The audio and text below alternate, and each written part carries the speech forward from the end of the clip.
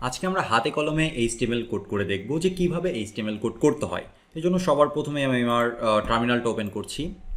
টার্মিনালটা open করার উদ্দেশ্য হচ্ছে আমি ডেস্কটপে একটা নতুন ডিরেক্টরি ক্রিয়েট করবো। আপনি রাইট বাটন ক্লিক করেও ডিরেক্টরি ক্রিয়েট করতে পারেন, কিন্তু আমরা তো ডেভেলপার হতে চাচ্ছি, তাই ডেভেলপারের ওয়েতেই আমরা ডিরেক্টরি ক্রিয়েট করব। টার্মিনালটা ওপেন করলাম, সিডি বা চেঞ্জ ডিরেক্টরি করার মাধ্যমে ডেস্কটপের উপরে চলে যাব।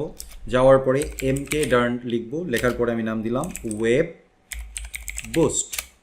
সিডি একটা নতুন ডিরেক্টরি ক্রিয়েট হয়ে গেল, এখানে দেখতে পাচ্ছেন সিডি ওয়েব বুস্ট। আমি এখানে আর একটা নতুন মানে ওয়েব বুস্ট ডিরেক্টরির মধ্যে ভিজিট করলাম, করার পরে এখানে আমি আবার বললাম mkdir 3 html css। এবার আরেকটা নতুন ডিরেক্টরি ক্রিয়েট হয়ে গেল এই ডিরেক্টরির মধ্যে, দেখেন যে এই 3 html css। এবার এই ডিরেক্টরিটা আমি বেস করে ওপেন করব। তো প্রথমে সিডি 3 html css, 3 বলতে আসলে 3 নাম্বার চ্যাপ্টার। এবার আমি কোড লিখে ডট লিখলেই এটা আমার ভিএস করে ওপেন করে ফেলবে। সো প্রোগ্রামারের ওয়ে, যদিও রাইট বাটন ক্লিক করে করেই ডিরেক্টরি ক্রিয়েট করা যেত, কিন্তু প্রোগ্রামার সাধারণত টার্মিনাল ব্যবহার করেই সব কিছু ক্রিয়েট করে। দ্যাটস ওয়াই আমিও তাই করলাম। এখানে আমরা একটা নতুন এইচটিএমএল ফাইল ক্রিয়েট করব। এইচটিএমএল ফাইল ক্রিয়েট করা খুবই সহজ। যত প্রোগ্রামিং ল্যাঙ্গুয়েজ নিয়ে আপনি কাজ করেন না কেন, HTML CSS, JavaScript, PHP, Java, Ruby, C sharp, C plus plus, whatever language it is, সব কিছুই মূলত টেক্সট ফাইল। ব্রাউজার বা বিভিন্ন কম্পাইলার এই ফাইলগুলোকে চেনে কিসের মাধ্যমে? এক্সটেনশনের মাধ্যমে। এক্সটেনশন কি জিনিস? ডটের পরে বা কোনো একটা ফাইল নেম ডটের পরে যে অংশটা থাকে সেটাই হচ্ছে এক্সটেনশন। আমরা বলি JPEG file, PDF file, PNG file, এগুলো কিন্তু extension. File name dot PNG, file name dot JPEG, ঠিক একইভাবে ফাইল নেম ডট এইচটিএমএল লিখে দিলে সেটা এইচটিএমএল ফাইল হয়ে যাবে। ট্রাস্ট মি, আপনি ওর ভিতরে এইচটিএমএল কোড লেখেন আর না লেখেন, ভুল লেখেন সঠিক লেখেন, কিন্তু ডট এইচটিএমএল এক্সটেনশন দিয়ে কোনো একটা ফাইল ক্রিয়েট করলে সেটা হয়ে যাবে এইচটিএমএল ফাইল। সো আমি এখানে একটা ক্রিয়েট করি, নতুন বাটনে ক্লিক করি। ইন্ডেক্স, সাধারণত এইচটিএমএল ফাইল ইন্ডেক্স দিয়েই করা হয়, অন্য যে কোনো নামে আপনি করতে পারেন। মাই এইচটিএমএল বা হচ্ছে মাই ওয়েব পেজ ডট এইচটিএমএল, এরকম কিছু একটা লিখলাম। দেখেন ডট এইচটিএম অথবা ডট এইচটিএমএল এটা লেখার সাথে সাথে এখানে এক আইকনটা চেঞ্জ হয়ে গেছে, HTML5 এর আইকন চলে এসেছে। তার মানে কি? তার মানে এটা হচ্ছে HTML5 এর একটা ফাইল তৈরি হয়েছে, HTML ফাইল তৈরি হয়েছে। ইন্টার কি প্রেস করি। এইবার আপনি এই ফাইলটাকে যে কোনো কিছু লিখতে পারেন, এই ফাইলের মধ্যে নর্মাল টেক্সট লিখতে পারেন, কারণ আমি আগেই বলেছি HTML হচ্ছে টেক্সট ফাইল। সো আপনি এখানে আপনার মন মতো টেক্সট লেখেন। দিস ইজ, কোথায় লিখছি, আমি এখানে লিখব this is my web page. আচ্ছা, আপনারা হয়তো একটু সাউন্ড উপলব্ধি করবেন, কারণ হচ্ছে আমি মেকানিক্যাল কিবোর্ডে টাইপ করছি। আমি ভয়েসটাকে একটু লাউডার রাখার চেষ্টা করব, যেন আপনাদের এই সাউন্ডটা খুব বেশি প্রবলেম ক্রিয়েট না করে, বা টাইপ করার সময় আমি হয়তো কথা নাও বলতে পারি। কারণ হচ্ছে যে আমি অন্য কিবোর্ড ট্রাই করেছিলাম, বাট এটা তো অভ্যাস হয়ে যাওয়ার কারণে অন্য কিবোর্ডে টাইপ করে আমি ফিল পাচ্ছি না। আর টিউটোরিয়াল তৈরি করার সময় অন্যদিকে ফিল চলে গেলে পরে আসলে টিউটোরিয়াল তৈরি করা যায় না। That's why I am sorry যে হয়তো একটু কিছুটা সাউন্ড আপনারা পেতে পারেন।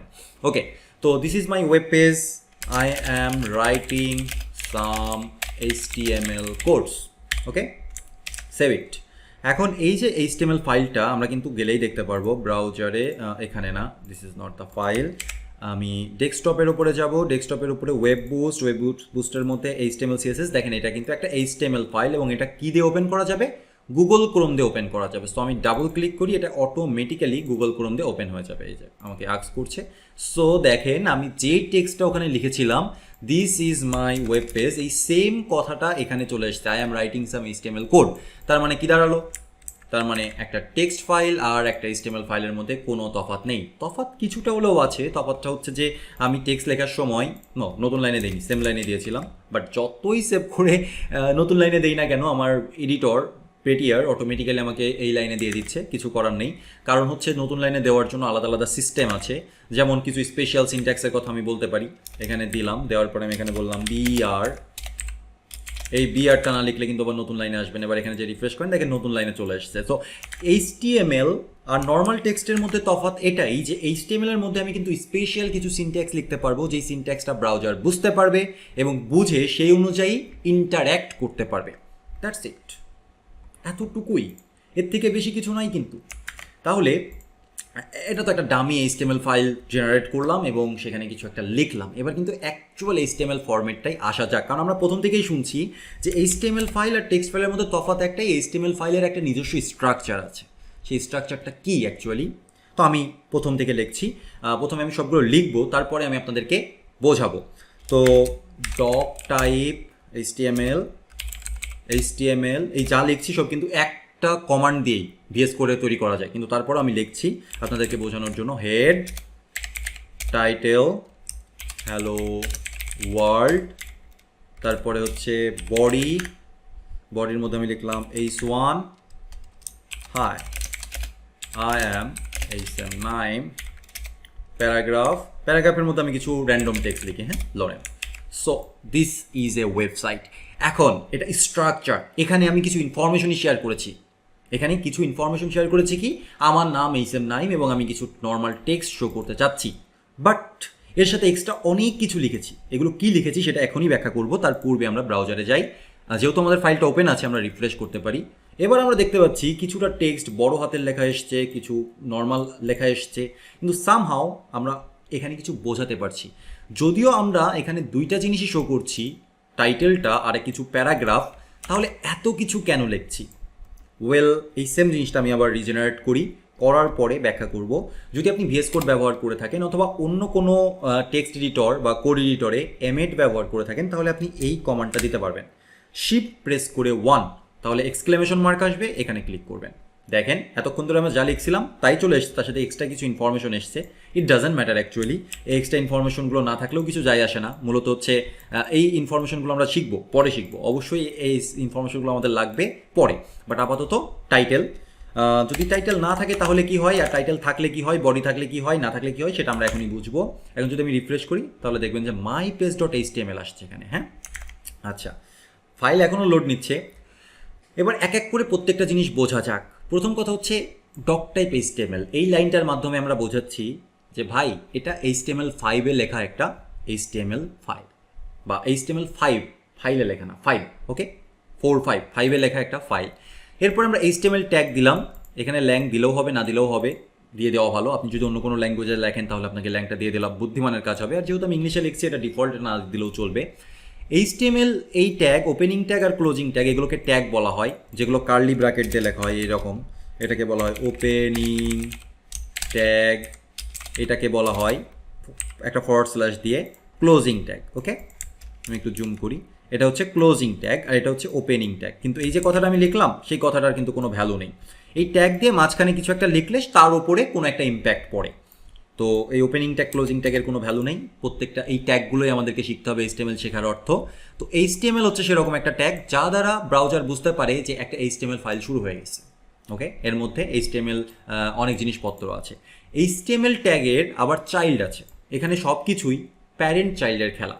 HTML এর চাইল্ড মূলত দুইটা, কে HTML এর চাইল্ড মূলত দুইটা, একটা হচ্ছে হেড আর একটা হচ্ছে বডি। হেড হচ্ছে এমন একটা সেকশন যেই সেকশনের মধ্যে রাখা জিনিসপত্রগুলো ব্রাউজার দেখতে পায় না। ব্রাউজার বলতে আসলে আমি এই অংশটাকে বোঝাচ্ছি, এই যে হোয়াইট এরিয়া, এই এরিয়াটার নাম হচ্ছে ব্রাউজারের মেইন কন্টেন্ট এরিয়া। আর এই যে উপরের অংশটা দেখতে পাচ্ছেন, এটা হচ্ছে আমার অনেক সময় আমি কাস্টমাইজ করতে পারবো। ওকে, আমি টাইটেল চেঞ্জ করতে পারি, আমি আইকন দেখাইতে পারি, আবার অনেক কিছু আছে যেমন CSS লিঙ্ক করা, জাভাস্ক্রিপ্ট লিঙ্ক করা। এই যে কাজগুলো ব্রাউজারের দেখার প্রয়োজন নেই বা ইউজারকে দেখানোর প্রয়োজন নেই, সেই কাজগুলো কিন্তু আমরা হেডের মধ্যে করতে পারি। মানে মানুষের মাথার মতো, মানুষের মাথার মধ্যে কি চলছে না চলছে আমরা কি জানি না, কেউই জানে না। কিন্তু আমাদের বাহ্যিক আবরণগুলো দেখতে পারে, হাত দেখতে পারে, হাত দিয়ে আমি কাউকে ঘুষি মারলে সেটাও দেখতে পারবে, হ্যাঁ তাই না, কারোর চুল টেনে ধরলে সেটাও দেখতে পারবে। কিন্তু মাথার ভেতরে চলছে যে আমি কারোর চুল টেনে ধরছি সেটা কিন্তু কেউ দেখতে পারবে না। তো এই HTML এর হেডটাও একদম সেম জিনিস, এর ভেতরে কিছু রাখলে সেটা সাধারণত ব্রাউজারের বডিতে দেখা যায় না। তো যেমন হচ্ছে আমরা এখানে টাইটেল রাখতে পারি, টাইটেল দিয়ে আমরা বললাম যে মাই ওয়েবসাইট, ওয়েবসাইট সাধারণত একসাথেই লিখতে হয় ওয়েবসাইট। এবার দেখেন যে এটা এখানে কোথাও আসেনি, রিফ্রেশ করি, এখানে কোথাও আসেনি, বাট এখানকার টাইটেলটা চেঞ্জ হয়ে গেছে। তো সাধারণত এখানে আমরা টাইটেল, ফ্যাভ আইকন, বিভিন্ন লিঙ্ক, অনেক কিছু শেয়ার করে থাকি। সো হেডের পরেই আছে সিবলিং আকারে, মানে HTML এর চাইল্ড হিসেবে বডি। বডি বলতে এমন একটা জায়গা যে জায়গাটায় আমরা কি করতে পারি, সমস্ত কিছু লিখতে পারি যা আমরা ইউজারকে দেখাতে চাই। একটু আগে আমরা দেখাচ্ছিলাম কি text, for example I am HM9। ওকে, আমি যদি সেভ করি রিফ্রেশ করি, দেখেন এখানে দেখা যাচ্ছে আই অ্যাম HM9। তার মানে বডির মধ্যে যা আমরা লিখব সেগুলো দেখা যাবে। তো এখন কোশ্চিন হচ্ছে, আমি এই টেক্সটটাকে বোল্ড করে দেখাতে চাই, বড় করে দেখাতে চাই, হেডিং আকারে দেখাতে চাই, সেটা কীভাবে দেখাবো? সেটা দেখানোর জন্য যদি আমরা কোনো একটা টেক্সট টুল ব্যবহার করতাম তাহলে কি করতাম? এইভাবে সিলেক্ট করতাম, করে ওপরে যে মাইক্রোসফট ডকুমেন্টে যায় বা অফিসে যেয়ে কী করতাম, বোল্ড সিলেক্ট করে দিতাম বা ফন্ট সাইজ বড় করে দিতাম, তাই না? তো এখানে তো সেরকম অপশন নাই। তাহলে আমরা কি করব? এই অংশটাকে বড় করার জন্য এর সামনে মার্ক করব, এর পিছনে মার্ক করব। সামনে মার্ক কিভাবে করব? ট্যাগ দিয়ে। সো আমরা এখানে বলবো দিস ইজ H1, মানে হেডিং 1, সবচেয়ে বড় হেডিং, আর এটা H1 ক্লোজ, মানে এই আই অ্যাম HM9 এটাকে আমরা মার্ক করলাম এইভাবে মাউস দিয়ে না, একটা টেক্সট দিয়ে। এবার ব্রাউজার বুঝবে H1 শুরু হয়েছে এখানে আয়ের শুরু থেকে, H1 ক্লোজ হয়েছে এমএজে, তার মানে এই পর্যন্ত অংশে আমার একটা স্টাইল দিতে হবে যেটা মূলত H1 বা একটা হেডিংয়ের স্টাইল। ওকে, এই জন্য এটাকে বলা হয় মার্ক আপ। আমরা এভাবে করে মার্ক করছি। ওকে, তারপরে দেখা যাচ্ছে যে আমরা নিচে একটা টেক্সট দিতে যাচ্ছি যেটা প্যারাগ্রাফ আকারে হবে। সো আমরা এখানে বললাম প্যারাগ্রাফ আকারে বললাম যে লোরেম 25 বা 24, অনেকগুলো টেক্সট চলে আসলো। তারপরে দেখা যাচ্ছে এখানে আমরা বললাম যে একটা বাটন, ওকে, বাটন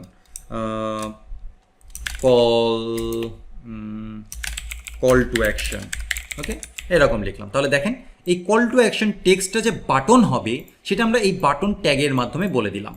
আর HTML এ যে কোনো কিছু এইভাবে করে লেখা হলেই সেটাকে মানে ট্যাগ বলা হয়।